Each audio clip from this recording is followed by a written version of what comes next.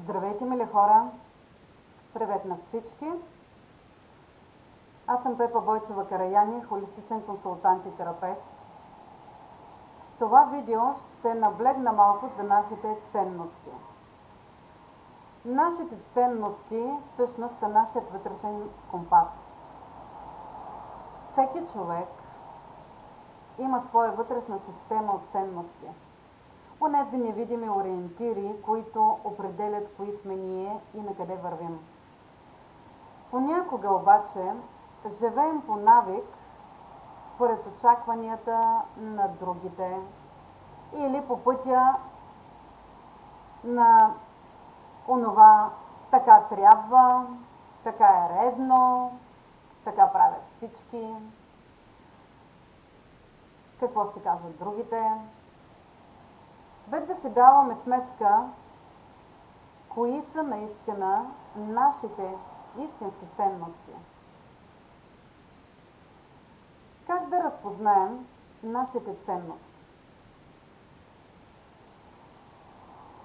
Задайте си въпроса, кое е наистина онова, което е най-важно за мен?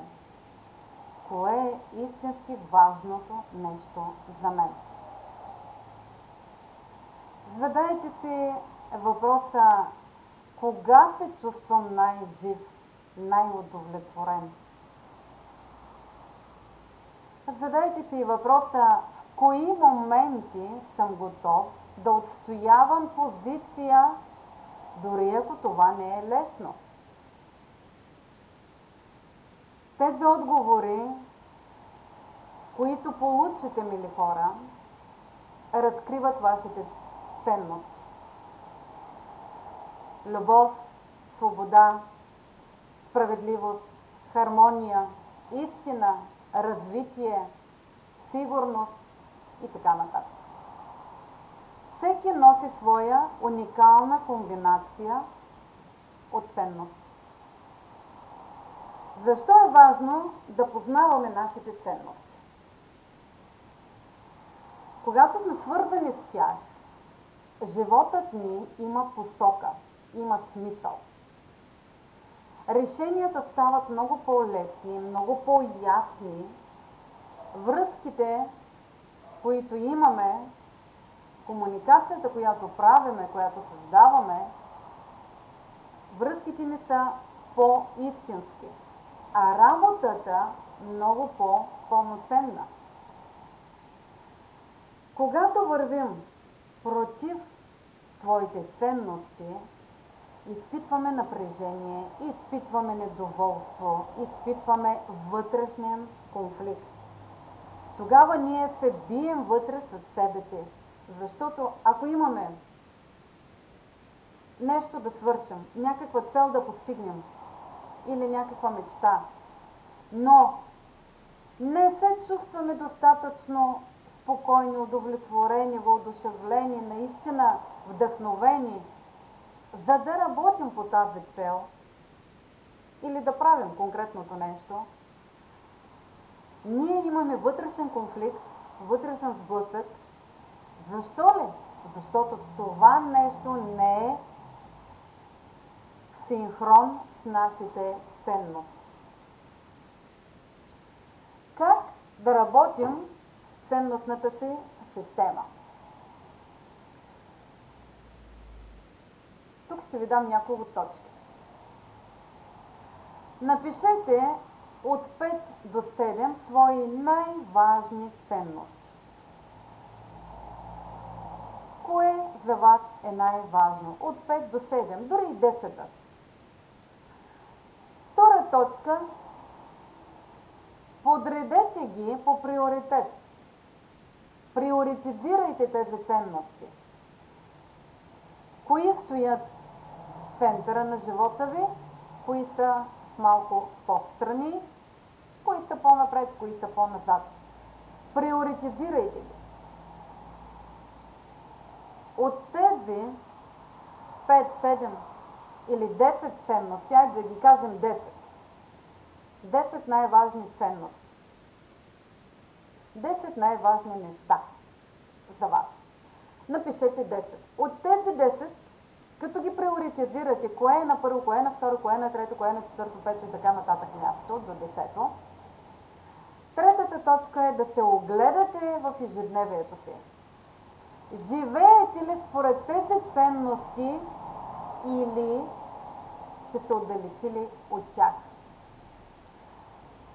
Четвъртата точка. Погледнете отново този списък и отделете от тях 5, които са най-важните за вас. Отново ги приоритизирайте. От тези 5, кое е най на първо място, кое е на второ, кое е на трето, кое е на четвърто, кое е на пето. Погледнете ги и ги прочетете. След това, от тези 5, напишете 3, които са от изключителна важност за вас. Отново ги подредете по приоритет. Там, мили хора, ще разберете кое е най-важната ценност за вас. И се запитайте, живея ли аз според тази ценност? Правя ли това, което правя според тази ценност? Създавам ли според тази ценност? Работя ли според тази ценност? Според тази ценност ли са моите мечти и цели, които аз сътворявам? И ако не са, ако отговорът е не, то тогава, мили хора, вие градите чужди мечти, чужди цели, а не вашите. Следващата точка е да се запитате какво мога да направя аз днес още, за да съм по-близо до своята ценностна истина.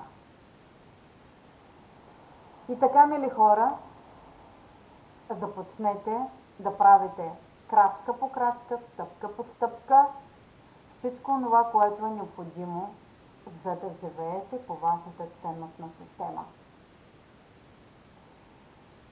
Личностното развитие, мили хора, е пътят да се върнем към себе си, а ценностната ни карта е тази, която ни води.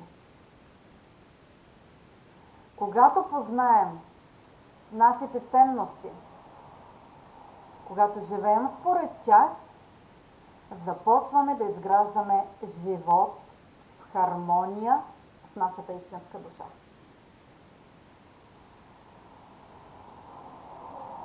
Желая ви един път в хармония с вашата душа. Погледнете си ценностите и вижте, живеете ли според тях. Успех!